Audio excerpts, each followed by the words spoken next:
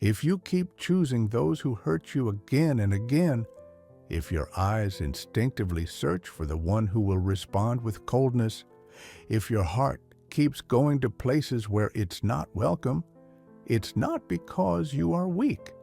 It's not because there's something wrong with you. To understand the root of this pattern, I studied the works of Freud, Jung, Adler, Erich Fromm, Viktor Frankl, and many other psychologists and psychoanalysts. Freud, the father of psychoanalysis, said that we unconsciously try to reclaim not what we need, but what was left unfinished, what we never fully lived through, what was once abruptly cut off without explanation. And so we search again for the one who once rejected us, hoping that this time it will end differently. This is not masochism. This is not weakness. This is an attempt to rewrite the past. Jung went even deeper. Inside each of us, there is a shadow. It's the part we've hidden since childhood. Shame, fear, rejection, resentment. And unless we acknowledge this shadow, it will choose for us. We project. We fall in love with our pain because it feels familiar. It's like a house where everything was dark, but at least it all made a certain kind of sense. Jung wrote, "Until you make the unconscious conscious, it will direct your life, and you will call it fate." Adler took a different path. He believed that a person is not a victim, but the creator of their life. But they build that life from the bricks of their past. If you weren't chosen in childhood, in adulthood, you look for someone who puts you through the same choice again, to prove that now you are worthy, to conquer the feeling that once crushed you with pain. I'm not wanted. Your pattern of choosing those who hurt you is not about masochism. It's about trying to rewrite the script, to make it different this time, to turn coldness into warmth, indifference into care, silence into recognition. But no one can give you what they don't carry within themselves, even if you wish it with all your heart, even if you're willing to wait, endure, and love for both of you. Erich Fromm wrote, "Love is an active force. It is not a falling in love, but a rising in it." And you can only rise with someone who reaches out their hand to you, who doesn't ask you to be convenient, who doesn't force you to shrink to the size of your trauma. You are not choosing pain. You are choosing hope. And today, maybe for the first time, you are choosing yourself. You are learning to love without losing yourself in the process. You are allowing yourself to walk away, to not save, to not fight for those who were never truly by your side. You are worthy of a love where you don't have to prove your worth, where you can breathe, be real, make mistakes, and still be loved. Karen Horney, one of the first women in psychoanalysis, said, "When love is the only way to feel alive, we choose any love, even a destructive one." She described 3 neurotic strategies for survival: moving toward people, against people, and away from people.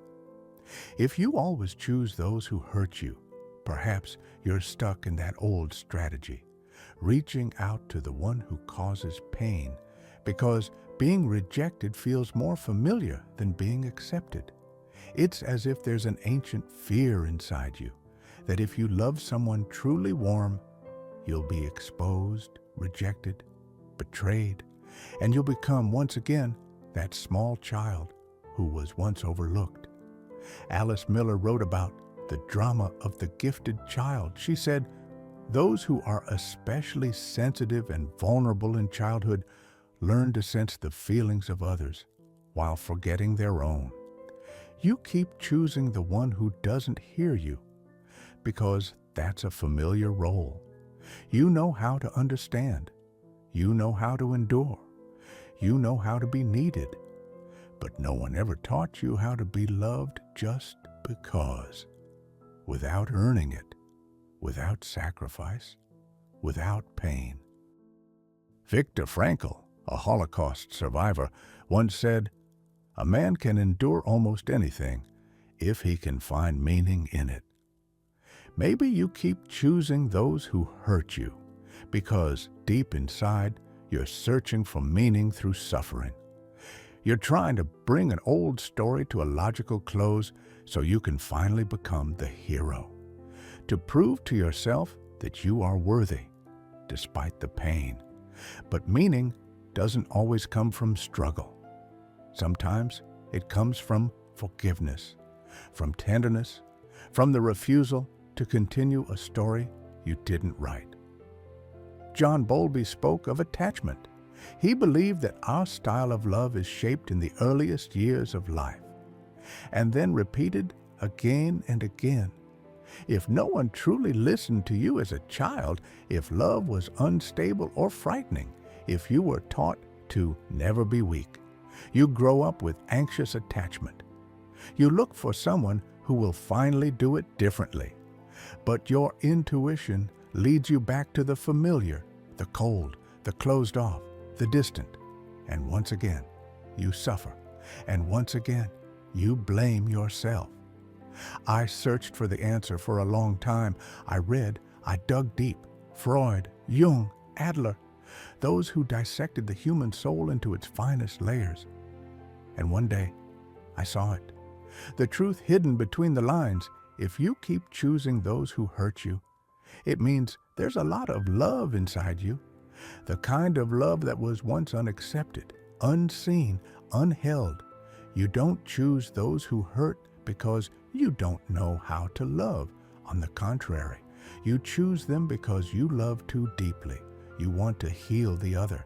You believe that if you give them your heart, your care, your love, they'll change. And everything that didn't happen before will finally happen now. It's as if you're saying, maybe now you'll notice me, maybe now you'll stay. But there is one terrifying and yet liberating truth. No one can give you what they don't carry within themselves, even if you give your whole self, even if you're perfect. You don't have to repeat this cycle anymore. You are not obligated to be the remedy. You have the right to a love that doesn't require suffering.